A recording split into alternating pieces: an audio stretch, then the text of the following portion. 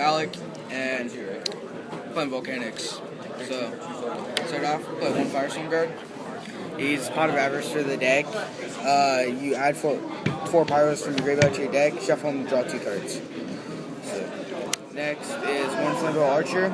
He's just a tuner and rekindling food. One Flamvell Baby, just tuner and rekindling. Also food for your Blades Accelerators.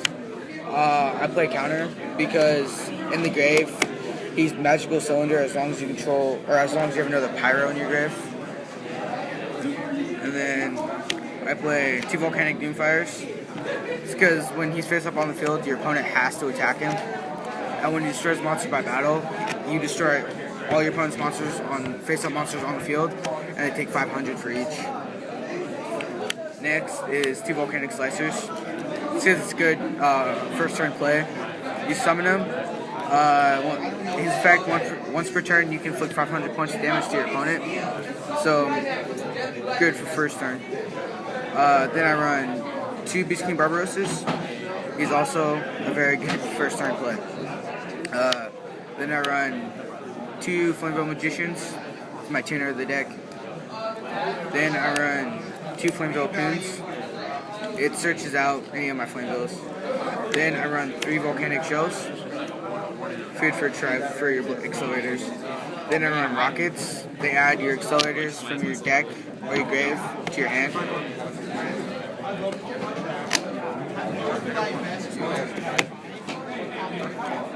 You have any questions, Jackson? Yes, too.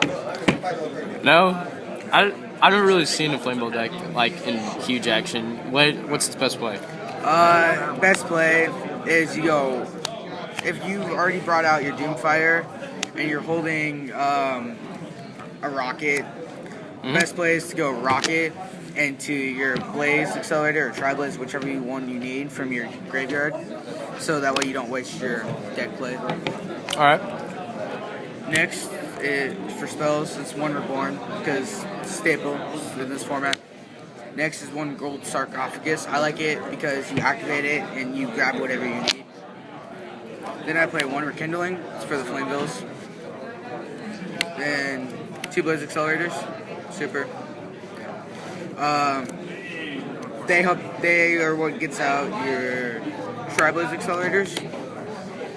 And then Tri-Blaze gets out your Volcanic Doomfire. Another thing about Tri-Blaze, it's like Blaze Accelerator, except your opponent takes 500 when you pitch. So is it the same effect? Yeah, same effect. Okay. Just your opponent loses 500. Then I play 2 Mystical Space Typhoons. I don't play Heavy Storm. I was going to, then I decided not to because I run the face-up continuous spell cards. I drop 1 MST for the Rekindling. And then I play 3 Power Dualities. Staple for any deck in this format. Another thing about the Rekindlings, Rekindling is also dead card sometimes because there'll be some plays where I really don't need it. That's my own business. And last are the traps. 1 Solemn Judgment, staple. 130 Roar. I prefer whatever. 1 Bottomless. I run 1 Backfire. I would play 2 Solemn Warnings, but because of Shell's effect, you pay 500 to grab another one. It's just not really necessary. I also run Backfire because it's great to bluff for your back row. Then I play 1 Trap Dust Shoot, staple. 1 Mirror Force, staple. And then I run 2 Trap Stuns. No, that's interesting. Yeah. The reason why I run this, as Jackson was watching me earlier, the reason why I run it is because I can go through my trap lineup pretty fast, and like I said, the Backfire is more of a bluff card to say.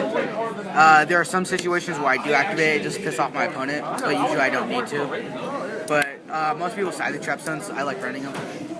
And why the 1 Bottomless? 1 Bottomless because I run the Threatening Roar. As I explained, I would run 2 Solemn Warnings, but I run 3 Shells. The way I use the Shells, I really don't need to.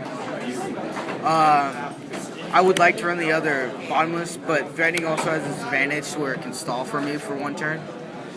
And versatility is great this meta, like in any meta. Yeah, like, in any great. meta, yeah. I love playing Threatening Roar because it's great because you go first turn, your opponent draws, you go chain.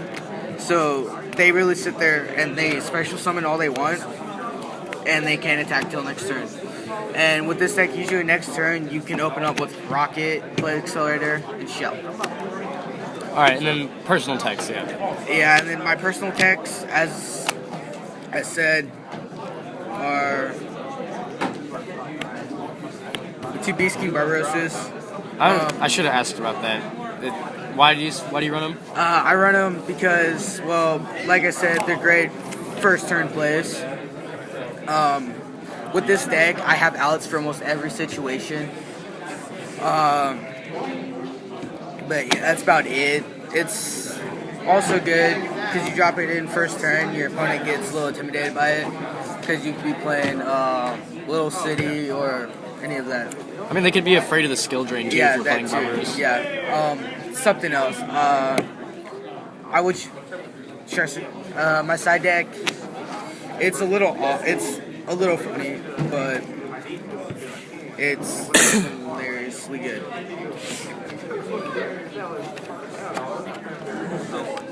Alright, so my side deck. I side one Flamvell Baby for a simple fact that even though I made one, I like siding the second one just in case I need it for game 2. 2 Crows. It's good for Reborn and the Injectors in this format. And then I put beside 2 Snowman Eaters, which is pretty interesting because it's a 1900 wall. I would side the Raikos, but with the way I have the Volcanics built, I really don't want to mill any of my cards. What do you usually side in Snowman Eaters for? I usually drop out the 2 Beast King Barbarosas because this is more of just a wall. And it's basically swapping 19 for 19. Yeah, pretty much. Then I side in one MST. That's like I said earlier. I ran 3 MSTs, then I dropped it out for Kindling because I realized how fast I could play it. Then I side in 1 Pot of Avarice. Simple fact being, with Firestorm Guard, there's really not enough plays with just the 1 Firestorm Guard. Like, I can't do it like with Ocean and Stratos. Ocean with Stratos on the field, Ocean's effect, pick up Stratos, and summon him again. Then I side 1 Smashing Ground, just for destruction. What I personally like to side... Whoa. 3 Prohibitions.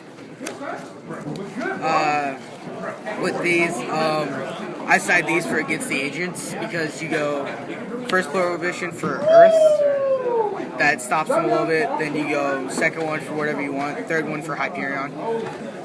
And usually by this, I usually drop these in after I know my opponent's already used their MSTs and Heavy Storm, because everybody sides the Dust Tornadoes. So you play the Prohibition smart, you don't play right away. Yeah, I don't go Prohibition target. I wait, let them thought. And because usually agents don't drop Hyperion until later game. Exactly. So that's why after they've already used their destruction stuff, the turn before you know they're going to activate Hyperion, you go Prohibition, and they're kind of stuck for a little bit. Then I side 2 Debunks.